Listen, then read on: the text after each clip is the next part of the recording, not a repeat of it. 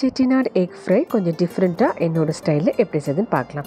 First இதுக்கு தேவையான அந்த பவுடர் நம்ம ரெடி பண்ணிக்க போகிறோம்.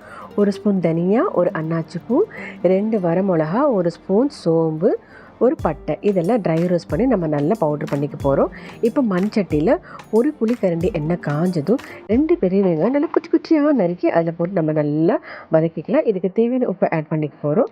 இதையும் போட்டு நல்லா எண்ணெய் பிரிகிற வரைக்கும் வதக்கிக்கலாம். கொஞ்சமாக இஞ்சி பூண்டு பேஸ்ட் அதையும் போட்டு வதக்கிக்க போகிறோம். இப்போ அந்த பவுடர் பண்ணி வச்சுருக்கோம்ல, அந்த ஸ்பெஷல் பவுடர், அதை போட்டு நல்லா மிக்ஸ் பண்ணி வதக்கிக்கலாம். கொஞ்சமாக மஞ்சள்தூள் ஆட் பண்ணிக்கிறோம். கொத்தமல்லி, கருவேப்பிலை ஆட் பண்ணிக்கலாம்.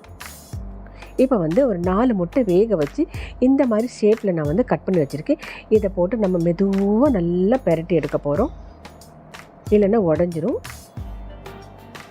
இன்றைக்கான டிப்ஸ் என்னென்னு பார்த்தீங்கன்னா, நம்ம இந்த பிரியாணிக்கு அந்த ஆனியன் நல்லா ரெட் கலரில் டேர்ன் பண்ணுறதுக்கு என்ன பண்ணணும்னா, கொஞ்சமாக சர்க்கரை போட்டு நீங்கள் நல்லா வதக்கினீங்கன்னா பிரியாணிக்கு அந்த ஆனியன் நல்லா ரெட்டாக இருக்கும். ட்ரை பண்ணி பாருங்கள். ஃபைனலாக 1 ஸ்பூன் மிளகுத்தூள் போட்டு ஸ்ப்ரிங்கிள் பண்ணி அது மேலே கார்னிஷிங்க்கு கொஞ்சமாக கொத்தமல்லி போட்டு நீங்கள் சர்வ் பண்ணலாம். இந்த டிஷ் சாம்பார் சாதம், ரசம் சாதம் எல்லாத்துக்குமே நல்லா டேஸ்ட்டாக இருக்கும். ட்ரை பண்ணி பாருங்கள். எங்கள் சேனலை லைக் பண்ணுங்கள், கமெண்ட் பண்ணுங்கள்.